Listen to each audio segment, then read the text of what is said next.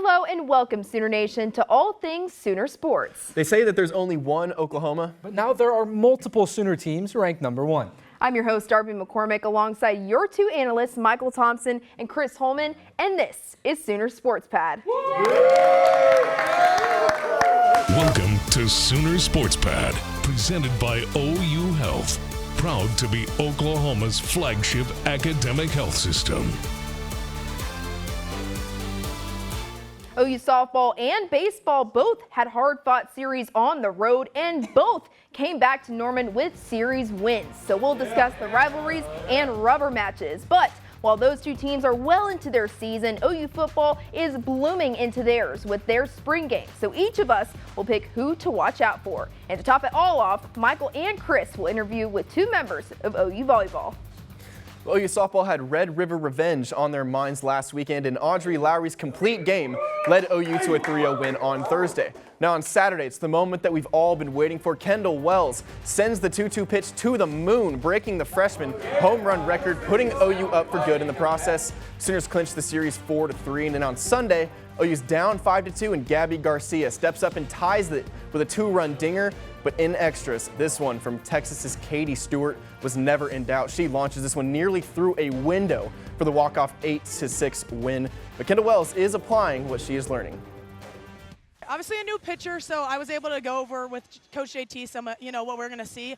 But my first pitch I think I took, and then my second strike was a big swing. So that was I kind of got that out of the way, and then I was, kind of locked in, took a deep breath, focus, and I was definitely seeing pitches better throughout that at bat. So I think that helped me a lot. The Longhorns may have gotten the last laugh with that walk-off, their last one against OU being in 2007, but the Sooners are still hot on the road, winning every series against ranked opponents away. And they're still winning moving into this week as they took the top spot in the NCAA rankings. Every player that has stepped up to the plate has homered, but Abby Dayton continues to be a thorn in top pitchers in the country's side. In the last 13 months, Dayton has homered off of Tennessee's Carlin Pickens, Texas Tech's Nigeri Kennedy, and Texas's Tegan Cavan. Speaking of home runs, this team has now hit 150 home runs through 44 games and are well on pace to break the all-time single-season record of 161 that OU themselves set back in 2021. Now, OU baseball faced Vanderbilt over the weekend and lost game 1 10-5. And Friday was emotional for Camden Johnson after he lost his cousin in a car accident early in the morning, and he had what might be the best game of his career, hitting 2 home runs, including this grand slam, along with 7 RBIs. Dayton LaChance also hit the go-ahead grand slam in the top of the 6th inning, lifting the Sooners to a 13-11 win. Now on to Game 3, Jason Walk started the scoring with this solo home run. Then in a 5-5 game in the top of the 8th, Kyle Branch hit the go-ahead RBI single, helping the Sooners snag the 6-5 win. The Sooners are now 3-2 in SEC series and know how to win on the road, with 2 of those series being away. Well, Darby, lately the pitching has been the headline, but the Sooner bats are finally coming to life. OU put up 11 more runs against Vandy than they did against Bama in their last SEC series. If the Sooners continue cashing in when having runners on base, they will be in good shape. OU baseball is trying to keep their momentum rolling as they're currently playing against Oklahoma State at One Oak Field in Tulsa, where the Cowboys are currently leading the Sooners 3-0 in the top of the 2nd inning. Well, OU women's gymnastics will begin their journey to national championship title number 8 on Thursday as they compete in Fort Worth in the NCAA championship semifinals. KJ Kindler has set the standard of collegiate women's gymnastics by taking the Sooners to the NCAA championships every season she has been here. If she pulls off ring number 8 and ties Patty Gasso, we might be seeing another statue reveal soon. Addison Feda has played a crucial role for the Sooners this season, and last Wednesday the Women's College Gymnastics Association named her the South Central Region Gymnast of the Year. Well, after winning the MPSF championship, OU men's gymnastics are ready to make their way to Champaign, Illinois to compete this Friday for the NCAA qualifiers. Darby, if they want to pop champagne in Champaign, it's going to take special performances. Fuzzy Bennis has won bronze in the all-around in each of the last 2 national championship meets. With his experience, this could be the year for ring number 13. Not only are the Sooners dominant athletes, but they're dominant in the classroom too, as 8 Sooners were named to the MPSF All-Academic Team.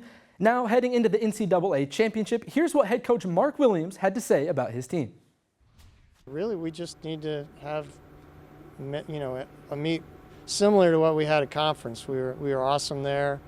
We don't have to do anything really special. We don't have to be perfect, but that kind of night is the way to win championships. Definitely looking forward to that gymnastics-packed weekend, but we are not done talking about Sooner sports. When we come back, we have the answers to who is coming and who is going for both hardwood sports, plus who we think will stand out at this year's edition of the spring game. Don't go anywhere.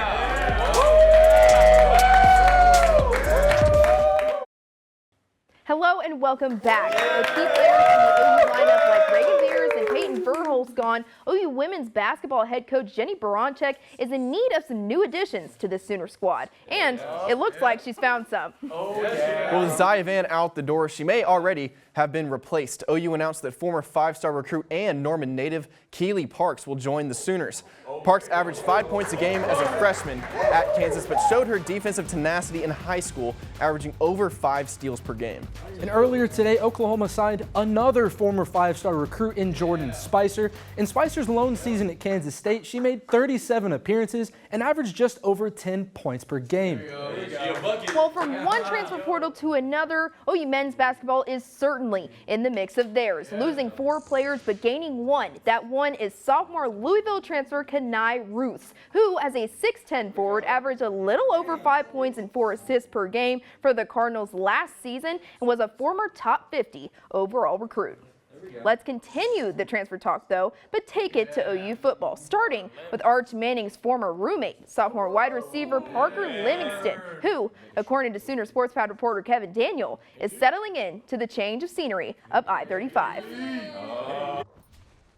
Wide receiver Parker Livingston embodies the chaos that comes from stepping through the transfer portal, leaving Texas for a bitter rival in Oklahoma. The craziest time of my life. I mean, I've had too much crazy times in my life, but this has definitely been the craziest. The redshirt sophomore never anticipated to leave the Lone Star State, but decided to make a change. I didn't think transferring was ever a possibility, but the night before that game against Michigan, just talking to my parents, talking to some coaches, and that was the best decision for me to go in the portal. The journey from Austin to Norman is not new for Sooner greats. Austin native Baker Mayfield brought firepower to the Sooner offense, something Livingston wants to reignite. Growing up, you had Kyler, you had Baker, you had all these receivers, you had all these points getting scored every year, and that's where I think we want to get back to, is we want to get back scoring 60 points a game every game. We want to get back to throwing the ball for 500 yards and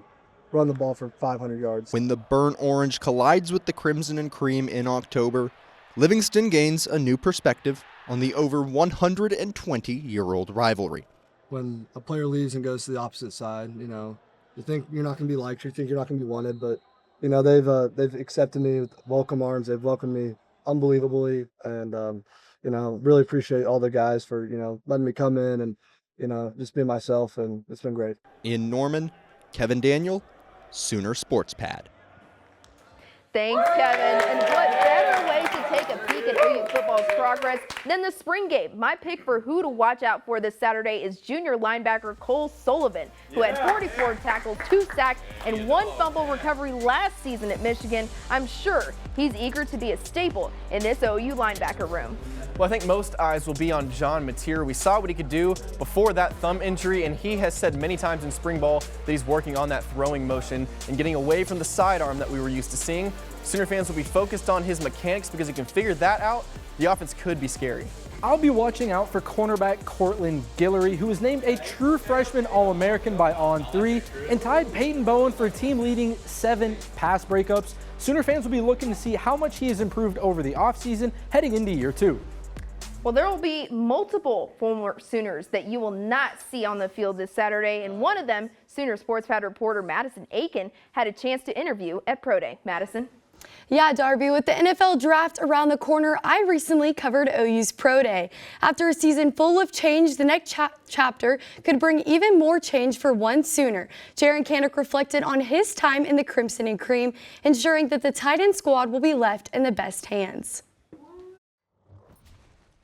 Yeah, definitely. I think that's an incredible addition to the room, and I think we got a bunch of great guys out of the portal that have played a lot of football and are going to really elevate that room. After 3 seasons playing linebacker for the Sooners, Jaren Kanak made the switch to tight end for his senior season.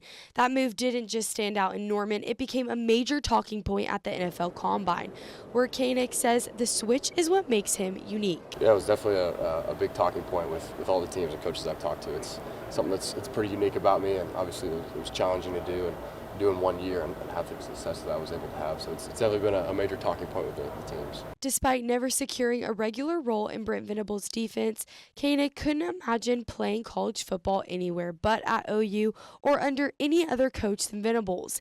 As his time in Norman comes to a close, he reflects with gratitude. Man, just to be grateful for everything and every moment. You know, I've had an incredible journey, and you know, just looking at it in retrospect and all the different weaves and ups and downs that I went through, it's crazy, but I enjoyed it the entire way, and just to be grateful for everything that happened and the way that it all turned out.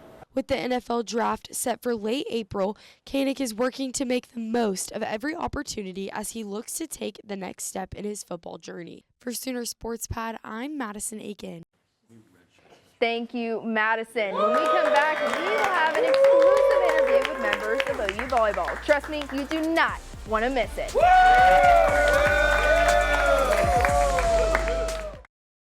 Welcome back and welcome Anaya Warren and Avea Mega. Anaya is a sophomore libero from Lockport, Illinois, who in her freshman season at Wisconsin saw her first action against Chicago State, where she set a career high in digs with 17. Avea, who's also a sophomore but from Hamilton, Ontario, Canada, was the primary setter in all 27 matches her freshman year at OU, recording 750 assists. Chris, Michael, take it away. Thanks, Darby, and thank you guys for joining us. And Avea, I'll start with a question for you. You're from Canada. What was it like with your journey here to Norman, and how'd you end up at OU? I ended up at OU just because of the coaching staff and the girls on the team, and when I got to my visit on campus, it truly just felt like home, and I couldn't imagine being anywhere else to play. And you, like she said, you started at Wisconsin. Take me through the journey from playing there and then transferring to OU. Yeah, definitely the process has been pretty smooth, the transition from Wisconsin to OU, and like people like Avea and all the girls that are returning this season have definitely made it smooth, and just all the players that transferred in, it's definitely been awesome to be here. What was the recruitment process kind of like with Aaron Mansfield? What kind of role did he play in bringing you here? He played a huge role in me being here. That was like a lot of my conversations were with Aaron, and he's just a great down-to-earth person, and it was like really good to see that a coach like cares about you as a person as much as a player that you are. And Avea, as Darby mentioned earlier, you recorded 750 assists this season. How do you feel like you've adapted so far to college? Yeah, I think it was definitely hard at the start, but my coaches did a really good job of allowing me to just learn and grow as a player and a person, and I think all of my teammates did a really good job at helping support me throughout all my games last year. Let's kind of get back to the beginning. What got you both into volleyball specifically? Yeah, I started playing because I would always see my sister playing, and I'd be at tournaments since I was 4, and it just became something that I grew up around, and I loved it. Yeah, for me, it was basically the first thing I knew since I could walk. My mom played volleyball, so it's been all I know. Anaya, you played Big Ten volleyball, obviously. Have you noticed any difference between Big Ten volleyball and SEC volleyball, even though it's been a small sample size? Yeah, right now I would say like the speed at which the offenses run in the SEC, it's like they vary a lot more differently than the Big Ten, but it's both super competitive conferences that are always in the Final Four at the end. So I've got a question for both of you guys. The first ever Big Ten SEC Challenge is going to be hosted here at Oklahoma. How excited are you guys for that? We're super excited. I think it's a great opportunity to see teams in 2 of the best conferences go up against each other, and the fact that we get to host the games at home is even more exciting. Yeah, well, thank you guys so much for joining us here on Sooner Sports Pad. We look forward to watching y'all all through spring ball and next season. So we'll send it back to Darby. Thank you guys so much. And when we come back, we'll be talking about 2 teams who are ready to ace their postseason play. Don't go anywhere.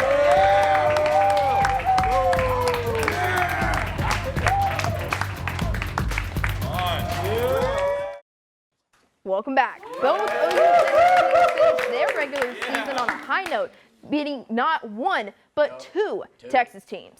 Well, Danny Sussman said that Texas fears Oklahoma, and he might be right. OU softball beat the Longhorns, and OU women's tennis made it 2 Red River wins over the weekend. A 4-2 win in Norman on senior night clinched a share of the SEC regular season title. Audra Cohen's squad has ripped off 13 straight wins en route to a 23-4 record, highlighted by 6 wins over top 10 teams. Well, Michael, we can't forget about OU men's tennis, who on Friday made quick work of Arkansas, sweeping the Razorbacks 4-0, then faced off against 8th-ranked Texas A&M on Sunday. And after a 6.5-hour weather delay, the Sooners struck down the Aggies 4-1, earning their 12th win over a nationally ranked opponent and clinched the 4th seed in the SEC championship. Well, as senior right-hand pitcher Hunter Watson ends his time at Tuttle High School, Sooner Sports Pad reporter Ethan Vegas shows he's not quite done putting finishing touches on the legacy he's built.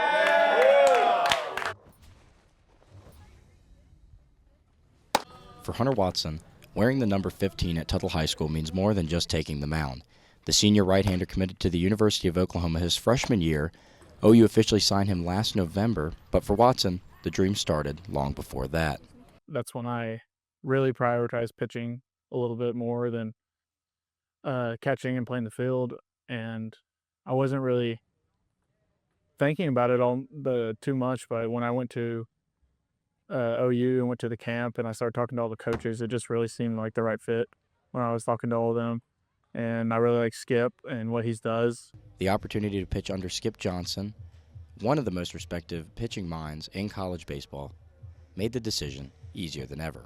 Being able to play at the highest level in college baseball in the SEC means a lot, and OU has a pretty prestigious program. But before Norman, there's still work to finish in Tuttle. We're going to win it this year. That's what the expectation is. Watson has established himself as one of the most dominant pitchers in Class 4A. Last April, he delivered a performance that few will forget, a 7-inning no-hitter with 21 strikeouts. Every out recorded on the scoreboard, either a strikeout or a ball that never turned into a hit. But beyond the stats and the rankings, he's still fueled by the same love for the game he grew up with, influenced by people who helped him along the way. My parents and all my coaches and my teammates around me, I've been really fortunate to play with some of the best, and it always drives you to be better. There's construction underway at Kemery Family Field, and there's still construction in the Tuttle bullpen as Hunter Watson prepares for SEC play and bringing Tuttle another state championship. Reporting from Norman, Ethan Vegas, Sooner Sports Pad.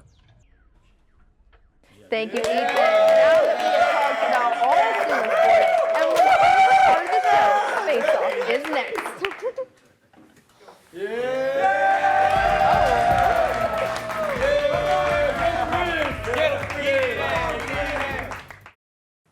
Welcome to Face Off, where Michael and Chris will battle it out with their picks, and the audience will decide their winner. We'll start things off with each of you picking your teams of the week. Michael, you have the floor.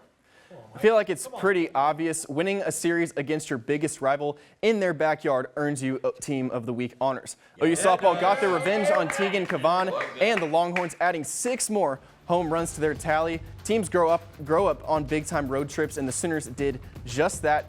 Even with the loss in Game 3, this team is clicking, and Patty Gasso looks ready for ring number 9. Michael, how can you say that it's obvious and make the wrong pick? Were you not watching OU women's tennis? Not only did they take down the Longhorns for the 2nd time this season, but that win marked their 13th victory in a row and earned them a share of the SEC regular season title. Well, after picking 2 women's teams, it shouldn't be too hard for each of you to decide your women's MVP for this past week. Chris, your move. Darby, my MVP has to be OU women's basketball head coach Jenny Baranczyk. After losing Zaya Van to the transfer portal, on Monday, Baranczyk announced the signing of former 5-star recruit and Norman native Keely Parks. And earlier today, she gained a commitment from another former 5-star recruit in Jordan Spicer. 0 for 2, Chris. Come on. Kendall Wells broke the NCAA freshman home run record in style with a go-ahead 3-run moonshot that nearly broke a window, and you picked a team that is 7 months away from their next game. Come on. It seems like Wells is our MVP every week, but when you break records, that's what happens. Get ready to hear about Wells every spring for quite some time. We've made your choices for your favorite women's athlete this past week. Now it's on to your choice for men's MVP. Michael, the ball is in your court, or the batter's box, I should say. What a big-time weekend for OU baseball. My MVP is Dayton LaChance. He finally got off the mark with his first home run of the season in Game 1. Then in Game 2, he one-upped himself hitting a grand slam with the bats heating up at the right time for OU baseball. What a way to announce yourself. Michael, you didn't even pick the best person on the team over the weekend. It has to be Camden Johnson. He hit 2 home runs in the 13-11 Game 2 win over Vanderbilt, and he had 7 RBIs. And one of those home runs was a grand slam, and it was his first career multi-home run game. Yeah. Okay, guys, we've made it to your final pick of the night. Your what to watch for. What should Sooner Nation keep their eyes peeled for coming up? Darby, it has to be OU men's gymnastics. They're out looking for revenge as they head to the NCAA championships. And last year, they finished 3rd behind Michigan and Stanford. Now they're certainly going to be looking for that illustrious 13th national title, which would be the most all-time by any men's gymnastics program. Well, Chris, I'll be looking for celebrations like you're seeing right now from last year's national championship for OU women's gymnastics. I'll be looking to see if they can go down to Fort Worth this weekend and repeat as back-to-back champions. If you really wanted some crowd love, Chris, you could have gone with Ethan Vegas for his performance on OU Nightley's flag football team. Come on, he had a touchdown, but I guess you don't want that crowd love. I'll be looking to see if OU women's gymnastics can keep up that dominance and see if KJ can tie Patty Gasso for all-time rings at OU. Okay, well, we've heard both of your picks for tonight. It's now time for the audience to pick their winner. If you think it's Michael, make some noise. Yeah! Okay. Now, if you think it's Chris, let me hear it. Yeah!